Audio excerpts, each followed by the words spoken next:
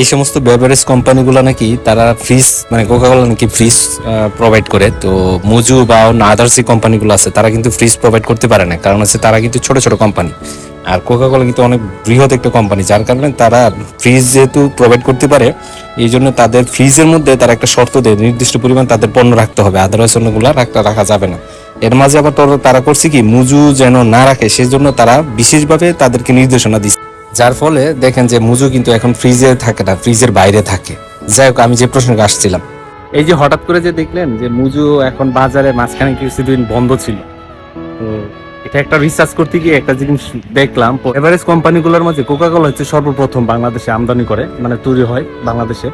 তো তারা কিন্তু বাংলাদেশে প্রায় 60 বছরের মতো বাংলাদেশে ব্যবসা করতেছে। তো তাদের যে বেভারেজ পণ্যগুলোর মধ্যে তারা হচ্ছে প্রায় 80 থেকে 90% বাজার দখল করে রয়েছে। ওই জায়গায় হচ্ছে 10 থেকে 20% বাজার হচ্ছে অন্যান্য যে বেভারেজ কোম্পানিগুলো আছে তারা। ওই জায়গায় হচ্ছে মুজু রিসেন্ট মুজু 2-3 মাস যাবত তারা হয়তো বা তাদের উত্থান ঘটছে, তারা তেমন একটা বাজার এখন অব্দি 30 থেকে 40% বাজার তারা ধরে রেখেছে। মাঝখানে তারা কিছুদিন বন্ধ রাখছিল। তো এই বন্ধের সুবাদে আমার কয়েকটা ইনফরমেশন মাথায় ঘুরতেছে, সেটা হচ্ছে কেন তারা ওই রকম বন্ধ করছিল। আমি যতটুকু জানতে পারছি তাদের নাকি কাঁচামালের সংকট দেখা দিয়েছিল, কাঁচামাল ছিল না পর্যাপ্ত, যার কারণে বেভারেজ উৎপাদনের ক্ষেত্রে যে তাদের যে মেশিনগুলো আছে ওই মেশিনগুলো তাদের পর্যাপ্ত ছিল না, যার কারণে পরবর্তী তড়িঘড়ি করে তারা জার্মানির সাথে একটা চুক্তি করে, এবং জার্মানি থেকে ওই চুক্তি অনুযায়ী ওইখান থেকে আসলে কিন্তু শিপমেন্ট কিন্তু আসতে এখন সময় লাগে, 2-3 মাস সময় লাগে, এবং এটা ইনস্টলমেন্ট করতে সময় লাগে। তো ইনস্টলমেন্ট দিতে যে সময়টা লাগে 2-3 মাস সময় লাগে। মজু কোম্পানির বিরুদ্ধে একটা মানে কনস্পিরেসি থিওরি তৈরি করছে, যেটা পাবলিক অনেকে বিশ্বাস করছে।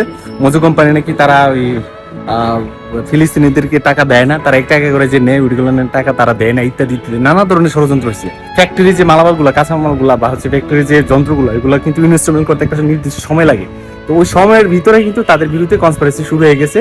আপনারা সবাই কিন্তু বয়কটের একটা ডাক উঠাইছেন, কিন্তু আপনারা কিন্তু একটা জিনিস খেয়াল করেন নাই যে বাংলাদেশের যে প্রাণ ডেয়ারি কোম্পানি যেটা প্রোডাক্ট করে তাদেরকে কিন্তু আপনারা বয়কটের কথা বলেন না, কিন্তু এটা নিজের দেশের পণ্য প্রাণ হারা ফেলের, এই কারণে আপনারা এটা মানে এটা পণ্য বয়কট করার কথা বলেন না, শুধু কোকাকোলার পিছনে বয়কট করার জন্য একটা ডাক দিচ্ছেন। অথচ এটার সাথে যে এটা ইনভলভ আছে এই জিনিস আপনারা বয়কট করেন না। আমি এটা একটা কোকাকোলা যখন আনতে গেছিলাম, আনার পথে আমার কাছে খুবই ইতস্তত লাগতেছিল যে কিভাবে এই কোকা বোতলটা এভাবে নিয়ে যাব। পরবর্তীতে আমি পলিথিনের মাধ্যমে মুড়িয়ে এটা নিয়ে আসছি, কারণ আমার কাছে খুবই লজ্জা লাগতেছিল। আমি পার্সোনালি যদি আমি বেভারেজ মানে পণ্যগুলো খাই না, বা হচ্ছে আমি কোল্ড ড্রিঙ্কস সফট ড্রিঙ্কস এগুলো এমনিতেই খাই না, আমি লাস্ট 4-5 বছর ধরে এমনিতেই খাই না, আর সেই জায়গায় তো কোকাকোলা আরো না।